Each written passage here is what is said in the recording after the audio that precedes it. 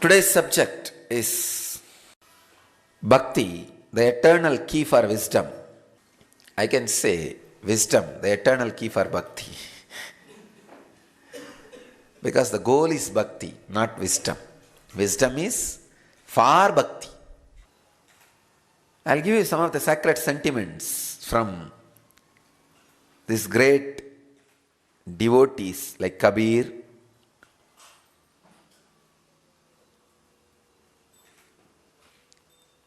and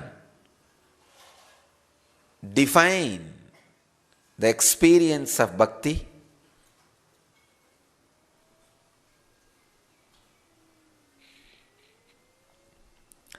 very beautifully. Bhakti is described by Kabir. The bhakti winds in a delicate way. On this path there is no asking and no not asking. The ego simply disappears. The moment you touch him, the joy of looking for him is so immense that you just dive in and coast around like a fish in water. If anyone needs a head, the lover leaps up to offer his. Yesterday, one of our Maharishi was asking, what's the difference between the non-suffering and vyakulata, yearning? Kabir gives answer for this, that question. See, yesterday I was describing base of bhakti is non-suffering. She was asking, how can we differentiate the non-suffering and vyakulata, yearning? Please understand, in yearning, vyakulata, you will never have hatred towards the master or God. In suffering, you will have demands, and when the demands are not met, you will have a deep hatred, pain. You can't forgive him. Not only that, even if he meets your demands, you will feel, oh, I am bound by him. I have to be independent of him. You will have a hatred to him. I have seen people, if I don't meet their need, they have hatred for me. If I say it's okay, all right, I will do what you want, even then, no, I am dependent on you. I don't want you to do that. Again, they have the hatred. Understand the difference between the non-suffering and vyakulata. With vyakulata, you will always melt you. With suffering, you will try to melt the other person, try to change the other person. So non-suffering is different, vyakulata is different. Please understand. In vyakulata, there will never be any hatred. Yearning, there will never be any hatred. But in suffering, you will start hating the other person, the pain. You will start abusing, blaming the other person. So understanding of the non-suffering and vyakulata is very important. Here, Kabir very clearly says, there is no asking and no not asking. No asking, no not asking. In vyakulata, you neither ask, and it is not that you never ask. With suffering, you ask, and even if he fulfills, you are not fulfilled.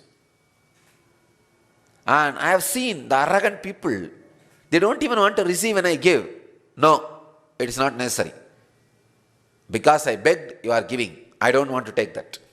Fools. With suffering, suffering is always based on arrogance. And vyakulata is based on humbleness. Here the Kabir is describing vyakulata. No asking and no not asking means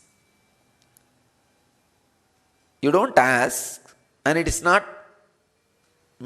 not mean you don't accept when it is showered on you. It is such a deep humbleness and passiveness, a deep patience. See, with Vyakulata, you don't feel he is human, equal to you. But with suffering, you start feeling he is equal to you. That is why always I tell people, if you are suffering, you don't have love for me. You bring me to your level. You try to bring me to your level.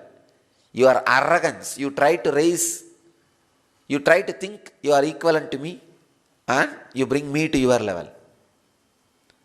With Vyakulata, you always know he is ultimate. And you just only try to disappear into me. Try to dissolve into the Master or God. The Bhakti path winds in a delicate way. On this path, there is no asking and no not asking.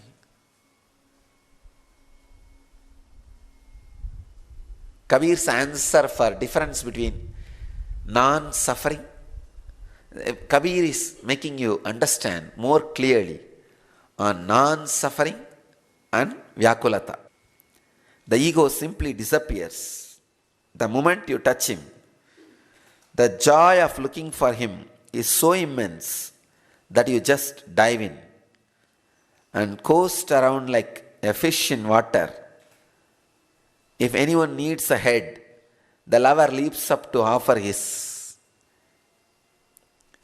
Please understand, Kabir is not saying if God needs a head or if Guru needs a head, lover leaps up to offer his. No.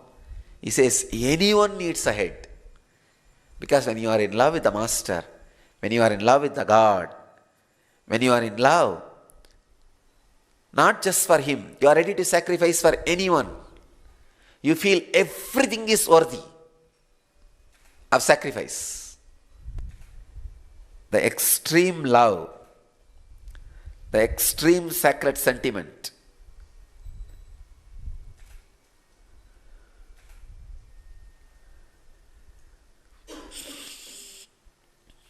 Maybe with sacred sentiments, more than hearing too much, you can just hear one sentiment and contemplate on it. Work on it. Meditate on it so that you can imbibe it. So I don't want to give you too many sacred sentiments today. Just with this one sentiment. The bhakti path winds in a delicate way. On this path there is no asking and no not asking. The ego simply disappears the moment you touch him. The joy of looking for him is so immense that you just dive in and coast around like a fish in water. If anyone needs a head, the lover leaps up to offer his. Understand, here Kabir is not saying if God needs a head, if Guru needs a head, the lover leaps up to offer his. No, he says anyone needs a head. So the key word for you to meditate on today is anyone needs a head, not God needs a head or Guru needs a head. If God needs or Guru needs, you know if you give, you will get it immediately. You will get hundreds of head. You know he is going to take care of you because you have heard enough story. When God needs something, if somebody gives, immediately he blesses and he gets that back.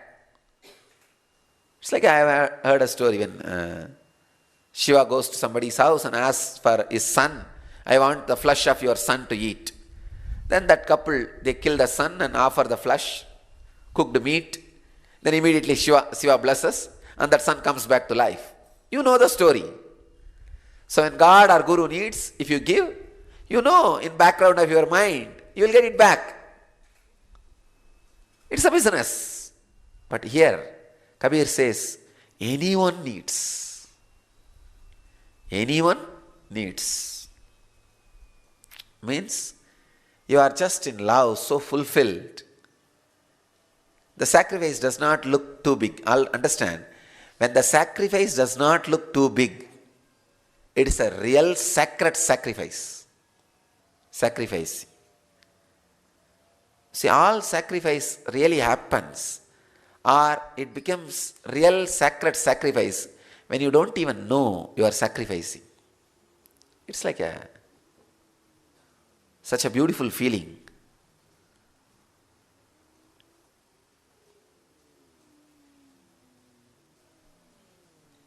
That's what Kabir talks here.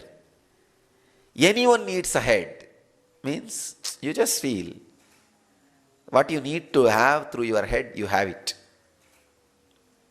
And just for any reason, any simple thing, you can just sacrifice. It's not a sacrifice, it is just sharing. A casual expression of your flowing fulfillment. A casual expression of your fulfillment is what I call sacred sacrifice.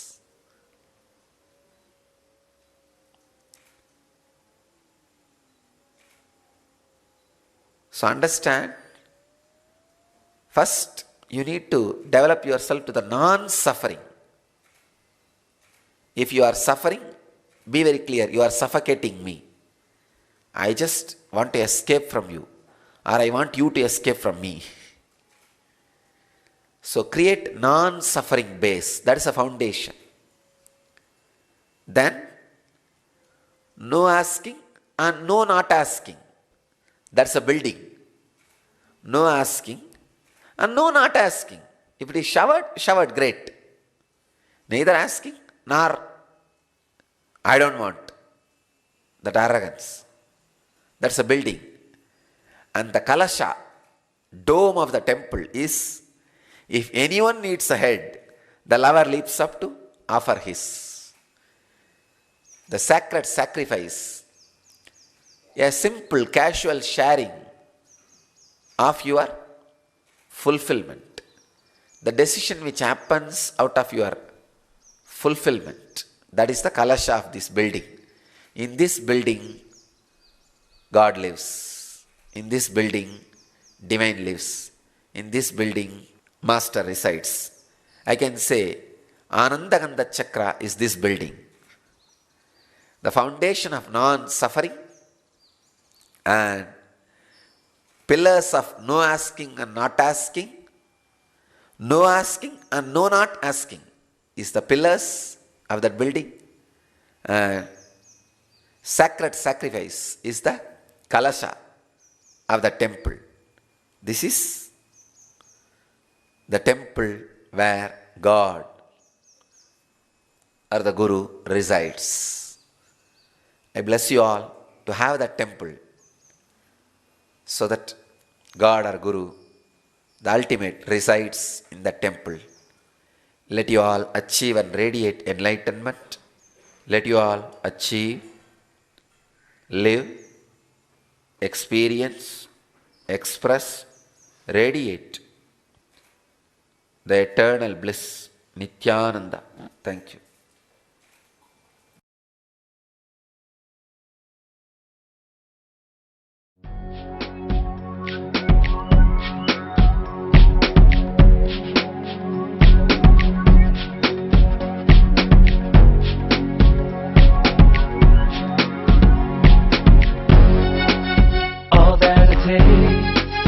All that I smell, I offer to you, Swami Nityananda.